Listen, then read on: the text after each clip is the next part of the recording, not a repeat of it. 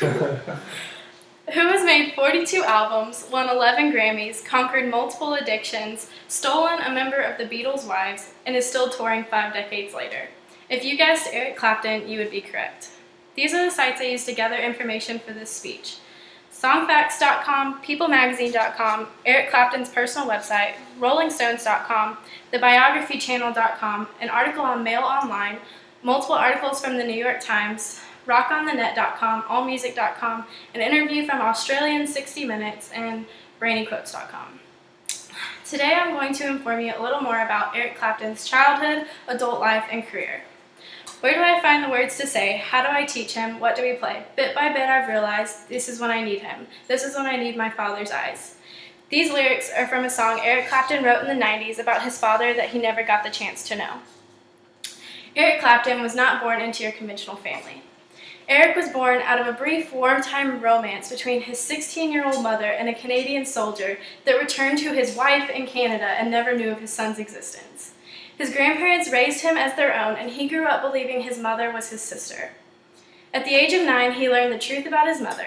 This singular event affected him deeply and was a defining moment in his life. He became moody and distant and stopped applying himself at school. He eventually studied stained glass design at Kingston Art School, but was later expelled for not submitting enough work. The reason for his lack of progress? Guitar playing and listening to blues music dominated his waking hours. It was not until the 1980s that he connected with his biological father's family in Canada, learning that he had already passed away, never knowing his son was one of the greatest guitarists of all time. Eric grew up in a musical family. His grandmother was an accomplished pianist, and he grew up listening to the sounds of big bands alongside his uncles and other relatives. He later learned that his biological father was also an accomplished musician, playing in several dance bands. His grandparents gave him his first guitar at age 13, but Clapton claimed that he was pretty terrible. He first began learning to play the inexpensive Hoyer guitar, but found it too difficult. He then learned to play the Stratocaster guitar, for which he is most famous. By the time he was 17, he was playing in pubs throughout England and had joined his first band.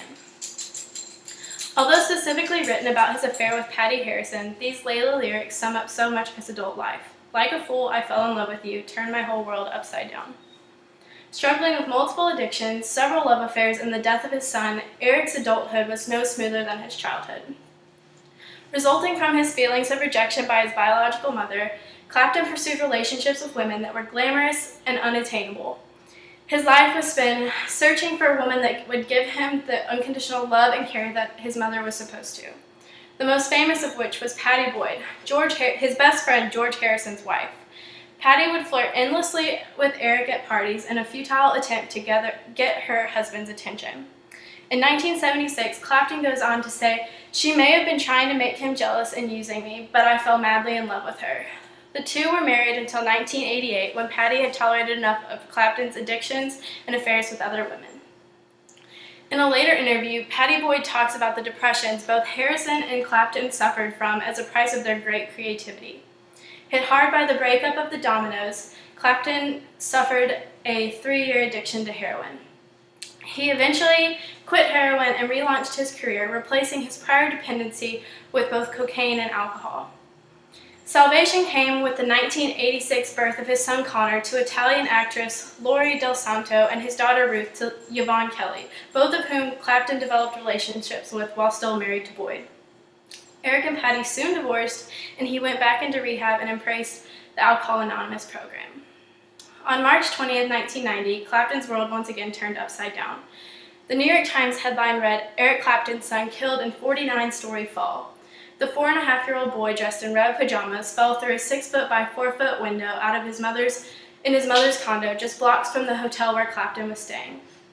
Police called it a tragic accident, and Eric said it was the first time in his life he felt absolute devastation. After Connor's death, Clapton was determined to keep his sanity and sobriety so that his son's life would not be in vain. He instead turned to music, writing the great hit Tears in Heaven and numerous other albums. Since the 90s, Clapton has toured the world, been honored with many awards, met his wife Melia, and had 3 daughters. Throughout his whole life, Clapton learned to displace his emotions by communing with his guitar. Since the age of 17, Clapton has been on stage hypnotizing fans with his musical genius. Although Eric's first band was the Roosters, he found more success upon joining the Yardbirds after he was recruited for being the most talked about guitar player on the R&B pub circuit. This 18-month stint is where he picked up his nickname Slowhand. His next stop was with John Mayall and the Bluesbreakers, of which he became a major focus and earned his second nickname, God.